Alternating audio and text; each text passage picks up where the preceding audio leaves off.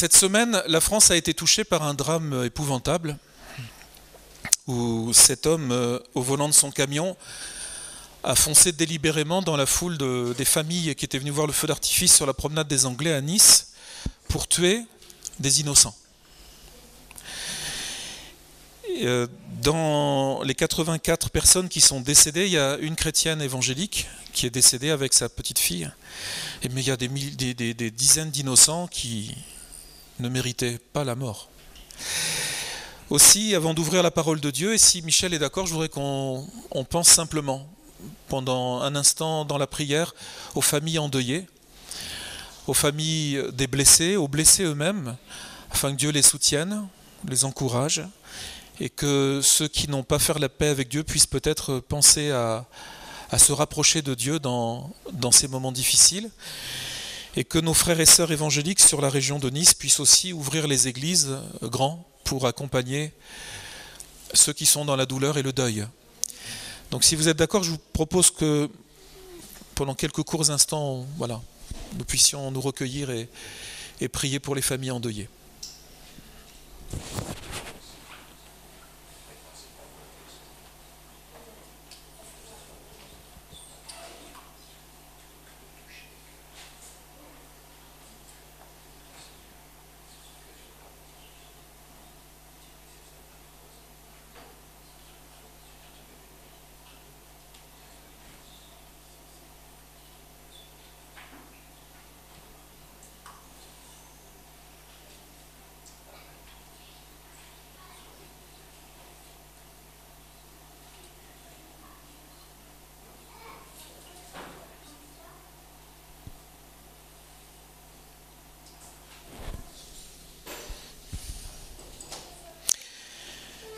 Nous pouvons nous poser cette question, pourquoi Dieu permet-il la violence ? Lorsque nous parlons de notre foi autour de nous, beaucoup de personnes qui ne croient pas disent, si Dieu existait, il n'y aurait pas toutes ces guerres. Si Dieu existait, l'attentat de Nice n'aurait pas pu arriver. Or, il faut se poser la question, d'où vient la violence ? Ça n'est pas Dieu qui a dit à cet homme, prends ton camion et va tuer des gens.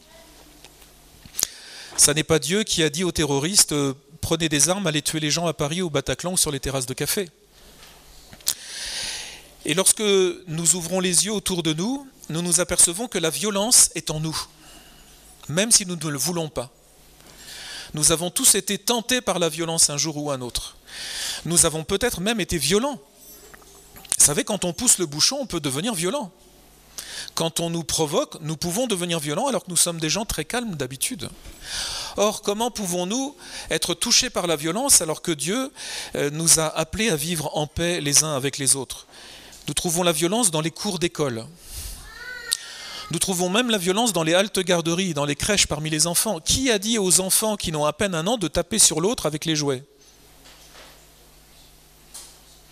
Alors la Bible nous dit que dès les origines, nous allons le lire tout à l'heure, notre nature humaine a été corrompue par le péché. Au départ, Dieu nous avait fait parfaits, donc sans péché, et la violence n'était pas en nous. C'est une graine qui n'existait pas en nous.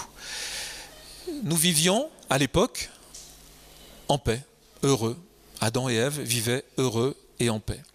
Et nous nous apercevons que depuis la chute de l'homme, d'Adam et Ève, par le péché est aussi entrée la violence qui nous amène à nous blesser les uns avec les autres, les uns entre les autres. Et depuis que les religions existent, le nom de Dieu a toujours été utilisé pour justifier la violence. Au nom de Dieu, on va aller faire une croisade. Au nom d'Allah, on va aller mener la guerre. Au nom d'Allah, on va aller tuer des innocents. Or, nous qui sommes chrétiens, disciples de Jésus-Christ, nous savons que la violence n'est pas en Jésus. Donc je voudrais lire avec vous un premier texte dans Genèse chapitre 2, versets 16 et 17. Genèse chapitre 2, versets 16 et 17.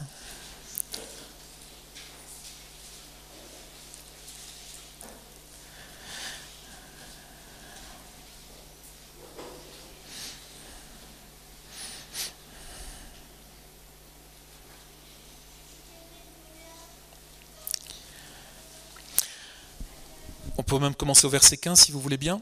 Le Seigneur Dieu prit l'homme et le plaça dans le jardin d'Éden pour le cultiver, pour le garder.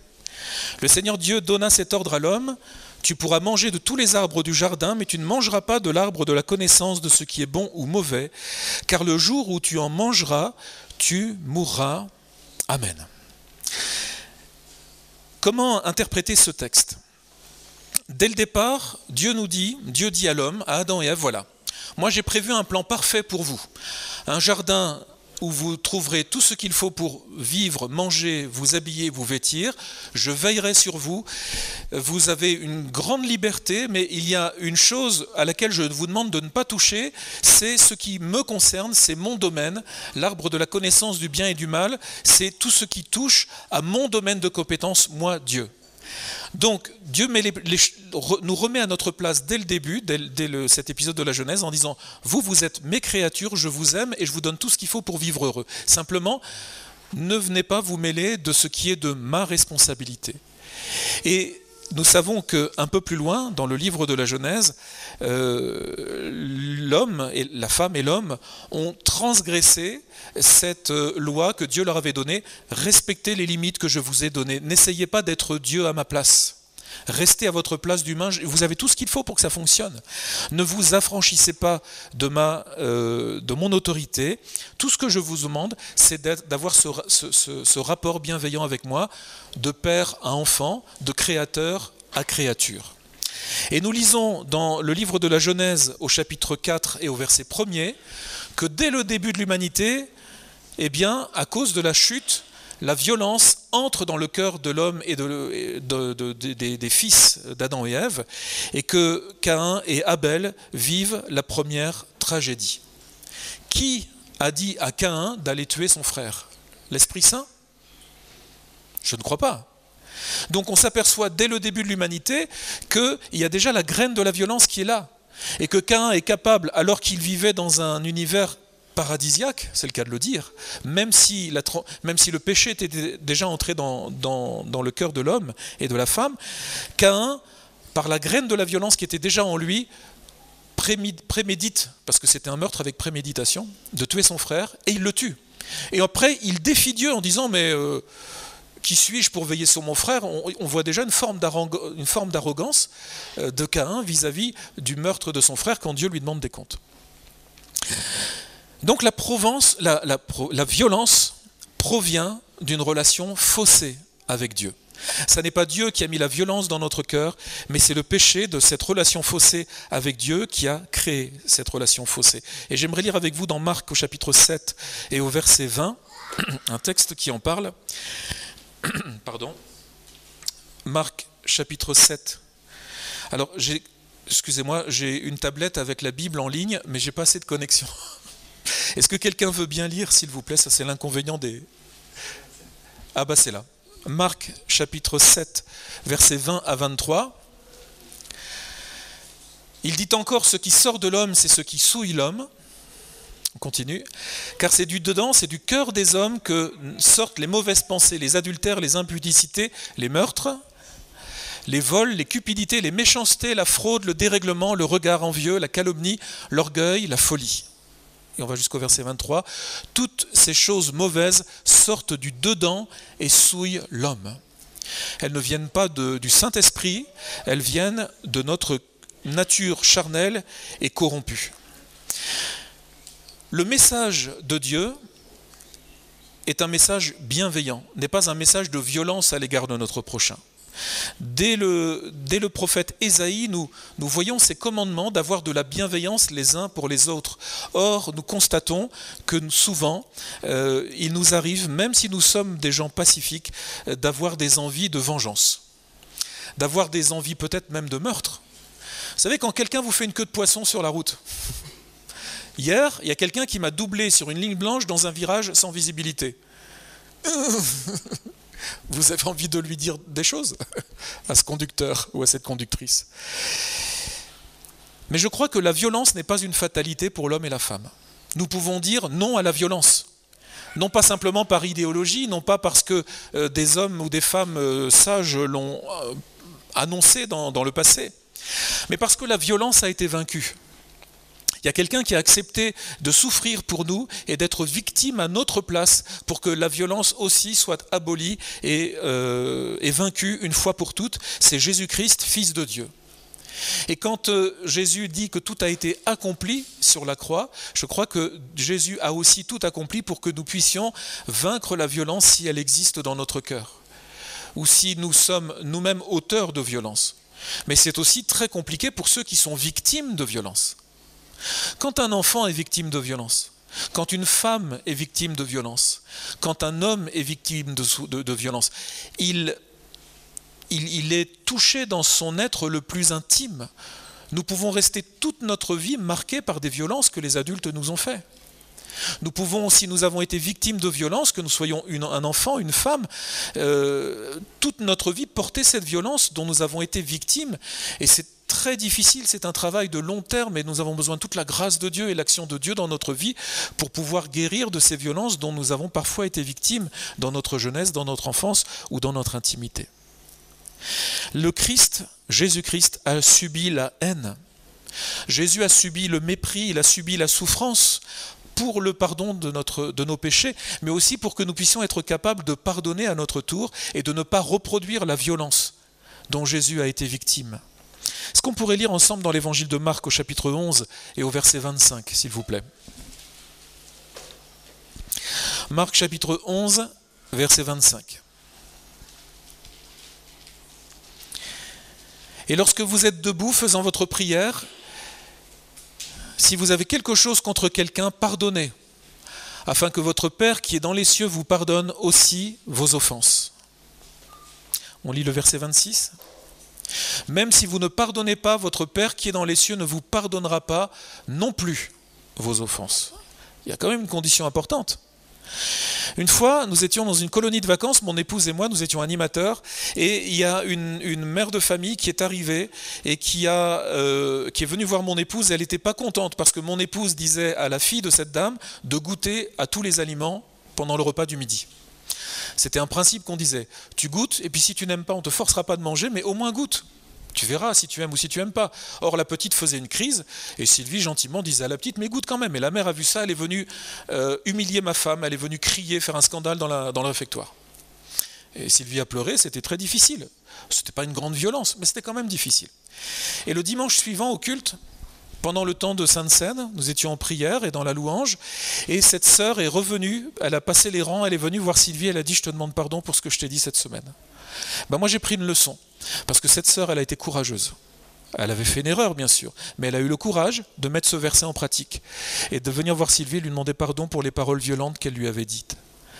Et moi je crois que nous devons demander au Seigneur de nous rendre capables aussi de ce geste, d'être capable, pendant que tu es debout et que tu fais ta prière, si nous avons quelque chose les uns contre les autres, eh bien d'aller nous demander pardon mutuellement.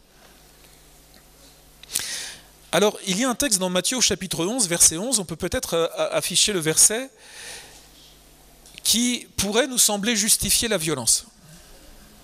Matthieu chapitre 11, verset 11. Je vous le dis en vérité, parmi ceux qui sont nés de femmes, il n'y en a point de plus grand que Jean-Baptiste.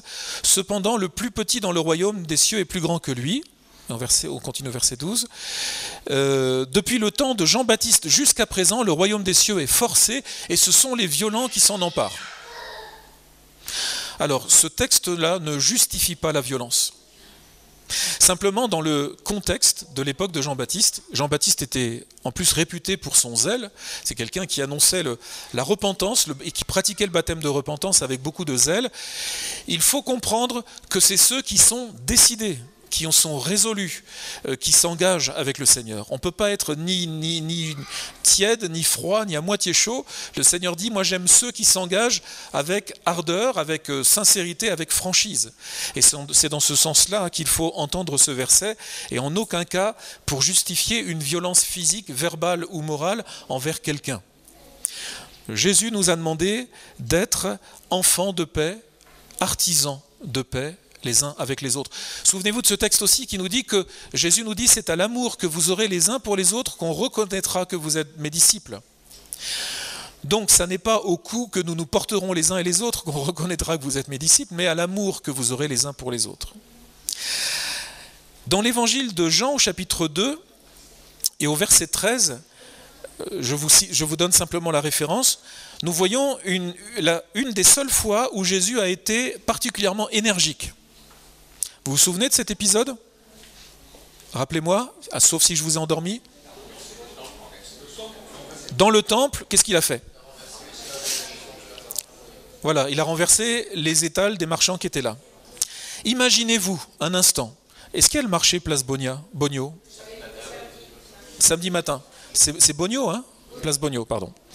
Imaginez-vous que les commerçants qui sont là se disent « Ah oui, maintenant il y a l'église, il y a des chrétiens qui viennent à l'église. Peut-être que si on se mettait dans l'entrée de l'église, on pourrait faire des affaires. Quand les gens viendraient à l'église, on pourrait leur vendre des tomates, des vêtements, des casseroles. » Et que le pasteur, il le fera jamais, hein, donne l'autorisation moyennant quelques cajots de... hein, et quelques robes pour sa femme, ou quelques casseroles pour la cuisine. Ils disent « Ouais, bon, vas-y, rentre, il n'y a pas de problème. » Et puis tout doucement, les marchands, ils commencent à se mettre devant, puis ils se mettent dans le couloir, puis après, ils mettent leurs étals là, puis ils sont là tout le temps, comme ça, à la sortie du culte, c'est pratique, vous achetez votre pain, les gâteaux pour le repas du midi, etc. Et c'est comme ça que ça s'est passé à l'époque. Ceux qui venaient au temple achetaient des animaux pour faire des sacrifices. Ils achetaient un moineau, une chèvre, un mouton, un taureau, parce que dans la tradition juive, c'est comme ça. Et les marchands avant étaient bien en dehors, bien au-delà, ils étaient dans les rues, autour, dans le quartier du temple. Et puis, par corruption, par laxisme, les prêtres, les lévites avaient laissé les marchands se rapprocher du temple, s'installer dans le temple même. Et quand Jésus a vu ça, il dit c'est pas possible. Et c'est à ce moment-là que Jésus a fait un fouet avec des cordes, il a dit hop, du balai, dehors. Et je crois qu'il a eu raison. Mais la Bible ne dit pas qu'il a blessé quelqu'un ou qu'il a tué qui que ce soit. Il a dit simplement remettons de l'ordre. Le lieu de culte, l'église n'est pas, le temple n'est pas un endroit pour faire du commerce. Et je crois que nous sommes d'accord avec ça. L'autorité, la justice, le rétablissement de l'ordre passe parfois par l'usage de la force. Et nous sommes heureux en France d'avoir des gardiens de la paix qui maintiennent l'ordre. Même si de temps en temps on n'aime pas avoir les contraventions. Mais on est bien content qu'il y ait des gendarmes et des policiers qui veillent au maintien de l'ordre dans notre pays. Et heureusement qu'il y avait au final, sur cette promenade des Anglais, des policiers qui ont réussi quand même à arrêter le camion. Et au quotidien, nous sommes rassurés de savoir qu'il y a des hommes et des femmes qui sont engagés pour le maintien de l'ordre. Jésus, prince de paix, a subi la violence à notre place. Dans l'évangile de Jean, chapitre 19, il est écrit « Alors Pilate ordonna de prendre Jésus et de le fouetter. Les soldats tressèrent une couronne d'épines qu'ils posèrent sur sa tête et ils lui mirent un manteau de couleur pourpre. Puis s'approchant de lui, il disait « Salut, roi des Juifs !» et il lui donnait des gifles.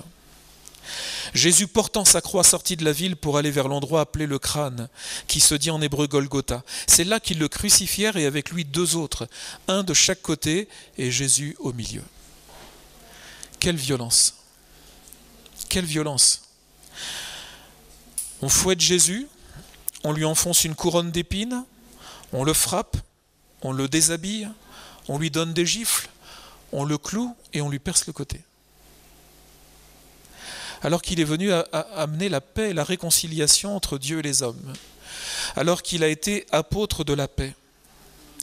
Vous savez, j'ai l'impression que dans un monde où la violence a pris le dessus, les foules ne veulent plus entendre parler de paix.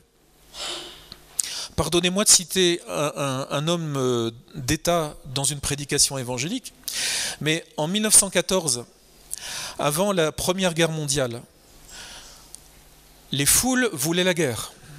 Elles voulaient à tout prix en découdre avec l'Allemagne, et tout le monde était prêt à aller à la guerre. Et il n'y en a qu'un seul qui a élevé une voix forte pour dire « Ne faites pas ça, c'est une folie, ça va être une catastrophe. Si vous faites la guerre, c'était Jean Jaurès. » Et si je le cite, ce n'est pas parce que je ne le fais pas par orientation politique. Je le fais parce qu'il a été un des rares, à cette époque-là, à avoir la vision de voir la catastrophe humanitaire que serait la Première Guerre mondiale. Et il avait raison. Et il a dit très haut et très fort, il l'a écrit, il l'a dit dans les tribunes, ne faites pas la guerre. C'est la dernière des solutions. Recherchons la paix à tout prix.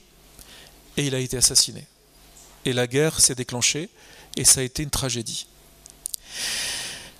Or, la Bible nous dit, heureux les doux. Lisons ensemble dans Premier livre des Rois, chapitre 19, verset 11. J'aimerais que, au travers de cette avant-dernière lecture, nous puissions essayer de comprendre quel est le caractère de Dieu. Ça vous intéresse ? Si vous avez une relation personnelle avec Dieu, si vous êtes un intime de Dieu, si vous êtes un ami de Dieu, alors vous connaissez son caractère. Parce que pour vraiment connaître les gens, il faut être leurs amis. Ou alors il faut vivre quelques jours avec eux. Ou partir en bateau ou en expédition. Vous savez, quand on est obligé de composer les uns avec les autres. Alors dans 1 Roi, chapitre 19, verset 11, il y a ce texte qui dit « L'Éternel dit, sors et tiens-toi dans la montagne devant l'Éternel. Et voici l'Éternel passa. Et devant l'Éternel, il y eut un vent fort et violent qui déchirait les montagnes et brisait les rochers. L'Éternel n'était pas dans le vent. Et après le vent, ce fut un tremblement de terre. L'Éternel n'était pas dans le tremblement de terre. » On continue. « Et après le tremblement de terre, un feu. L'Éternel n'était pas dans le feu. Et après le feu, un murmure doux et léger. » On continue. Quand Élie l'entendit, il s'enveloppa le visage de son manteau, il sortit et se tint à l'entrée de la caverne. Et voici, une voix lui fit entendre ces paroles. « Que fais-tu ici, Élie ?» Amen. Nous voyons que dans cette relation où Élie cherche une réponse, demande à Dieu de lui parler, de lui répondre, et je pense que ça nous est tous arrivé, ça nous arrivera encore, de dire « Seigneur, parle-moi, réponds-moi. » J'ai besoin de comprendre ta volonté. L'Éternel, Dieu, notre Créateur, est capable de déclencher un vent violent qui déchire, l'expression dit, qui déchirait les montagnes et brisait les rochers. Moi, je préfère pas être là. On ne doit pas être grand-chose, nous les humains. Mais la Bible nous dit que l'Éternel n'était pas dans le vent. Après le vent, il y eut un tremblement de terre. Et après le tremblement de terre, il y eut un feu. Et je pense que ce n'était pas un petit feu de bois. Et l'Éternel n'était pas dans le feu. Alors que Dieu aussi peut utiliser le feu lors de la Pentecôte, par exemple, à Jérusalem. Et après le feu, il y eut un murmure doux et léger. Et c'est à ce moment-là, dans ce murmure doux et léger, que Dieu s'adresse à Élie et lui parle doucement, comme à un ami, comme à quelqu'un d'intime. Là où Dieu aurait pu impressionner Élie, parce qu'Élie était son serviteur, en l'envoyant valser dans une tornade, en lui disant « T'as vu, t'as compris qui est le chef ?» C'est arrivé à Jonas, hein. Quelquefois Dieu utilise des moyens musclés pour nous rappeler à l'ordre. Mais dans ce cas-là, il y eut un murmure doux et léger. Et je crois que Dieu est aussi capable de bienveillance et de douceur avec nous. C'est ce caractère de Jésus. Jésus était doux, humble de cœur, et c'est à cela qu'il était reconnaissable. Alors, pour conclure, je voudrais lire avec vous un dernier texte dans Galates, au chapitre 5 et au verset 15, afin que nous puissions continuer à cultiver la douceur, l'amour, la bienveillance au milieu de nous, entre nous, mais aussi en dehors de l'Église. Et vous faites un excellent travail lorsque vous accueillez les familles et que vous faites de l'aide alimentaire. C'est vrai qu'on ne distribue pas des Bibles avec chaque colis de nourriture, mais nous témoignons de la bienveillance de Dieu et de l'amour de Dieu, de Christ qui est en nous, lorsque nous faisons du bien autour de nous. Ça n'est pas par les œuvres que nous sommes sauvés, mais c'est aussi par les œuvres que nous resplendissons et que nous témoignons de Christ autour de nous. Alors lisons ce dernier texte, Galates chapitre 5, verset 15. Mais si vous vous mordez, vous dévorez les uns les autres, prenez garde que vous ne soyez détruits les uns par les autres. Et ça, nous le vérifions. On continue. Je dis donc, marchez selon l'Esprit, selon le Saint-Esprit, et vous n'accomplirez pas les désirs de la chair. On continue. Car la chair a des désirs contraires à ceux de l'Esprit, et l'Esprit en a de contraires à ceux de la chair. Ils sont opposés entre eux, afin que vous ne fassiez point ce que vous voudriez. On va aller jusqu'au verset 25. Si vous êtes conduits par l'Esprit, vous n'êtes point sous la loi. Or, les œuvres de la chair sont manifestes. Ce sont l'impudicité, l'impureté, la dissolution, l'idolâtrie, la magie, les inimitiés, les querelles, les jalousies, les animosités, les disputes, les divisions, les sectes, l'envie, l'ivrognerie, les excès de table et les choses semblables. Je vous dis d'avance, comme je l'ai déjà dit, que ceux qui commettent de telles choses n'hériteront point le royaume de Dieu.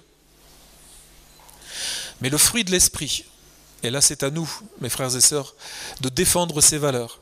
C'est l'amour, la joie, la paix, la patience, la bonté, la bénignité, la fidélité, la douceur, la tempérance, c'est-à-dire la maîtrise de soi. La loi n'est pas contre toutes ces choses. Ceux qui sont à Jésus-Christ ont crucifié la chair avec ses passions et ses désirs. Si nous vivons par l'Esprit, marchons aussi selon l'Esprit. Amen. Et je voudrais que nous prions ensemble, s'il vous plaît.